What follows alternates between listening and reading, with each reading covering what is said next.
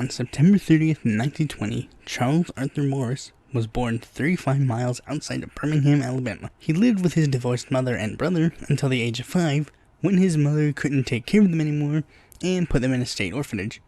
He was then adopted by the P.A. Woods family at age 6 and moved to Hollywood, California. He enlisted in the Royal Canadian Air Force and the U.S. Army Air Corps in 1941, eventually working his way up to major in a few years. He frequently had to make a trip to deliver 28,000 pounds of fuel from India to China hundreds of times over his career.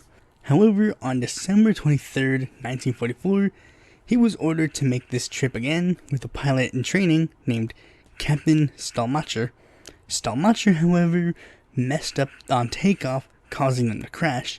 Charles was the only survivor, though he suffered severe burns on 70% of his body. He had a risky operation done on him, where the skin of a recently deceased soldier was draped over his, with the soldier's family approving of the procedure. While his body would normally reject the skin in 14 days, causing him to die, it actually lasted around a month, just long enough to save his life. He was later operated on 24 times in the next 4 years, mostly to reconstruct his face and often with very little anesthesia. This is how he looked after the operations, but he didn't let that put him down. He's a soldier, he pushes forward. He later moved on to have careers in construction and radio, owning WTVY in its early years up to 2000, but that's a little bit ahead of itself, so let's go back to the past. It's gonna take you back to the past. His first forte into electoral politics was running for governor of Alabama in 1966 against Lurleen Wallace, wife of George Wallace, as well as a couple of other state officials. He made himself known for his long-form self-purchased television campaign commercials. He ended up getting 4.63% of the popular vote. He then became a perennial candidate for various offices in the coming years. He next ran for office in 1970 when he made another run for governor, this time running against incumbent Governor Albert Brewer, former Governor Jim Folsom, KKK leader and former Wallace supporter Asa Carter, and Wallace himself. Woods ended up getting 14.71% of the vote, not getting enough to make it into the Wallace-Brewer runoff, but he was the best performing candidate that did not make it to the runoff. 2 years later, he attempted to run for Alabama District 2, getting 21.77% of the vote.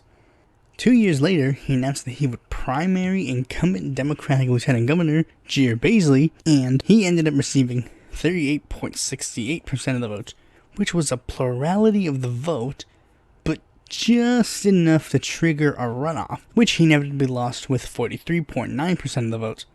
He attempted to run for governor again in 1978, only getting 700 votes. Afterwards, he returned to his business life. He later re-entered politics in 1992 when he initiated a long-shot bid for the Democratic nomination for president.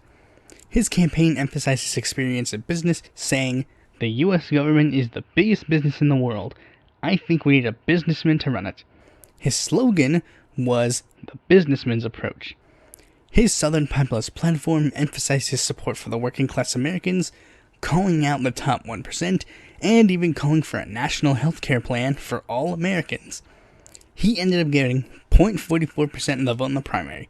His best showing was in North Dakota, where he got 20.26% of the vote. Around that same time, he ran for senator of Nevada against incumbent Senator Harry Reid, getting 39.4% of the vote. 2 years later, probably due to his lackluster results in the Democratic Party, he decided to switch his party affiliation to the GOP and ran for Nevada's other Senate seat, getting 25.52% of the vote. He later returned to his home state of Alabama to primary incumbent Senator Jeff Sessions. In a crowded field, he got 11.2% of the vote, again not making it to the runoff, but performing the best of those who didn't. He pretty much returned to private life until 2000, when he retired from his business life and became the Democratic nominee in Alabama District 2 against Republican Representative Terry Everett. He ended up getting 29.18% of the vote. He made his last run for public office in 2002 when he initiated a rematch against Everett, this time getting 29.52% of the vote. Woods later succumbed to his illnesses and passed away on October 17, 2004. His opponent, Jeff Sessions, later paid tribute to him in the Senate. Now, Woods may not have been too much in the US political scene, but I feel that his interesting story still deserves to be told. Thanks for watching this video. Be sure to like, comment, subscribe, and click that bell to be notified when a future video mine comes out. And if you're interested in more content from me, you can go to my website or follow me on Facebook, Twitter, or Quora, join my Discord, or check out my articles on the Independent Political Report.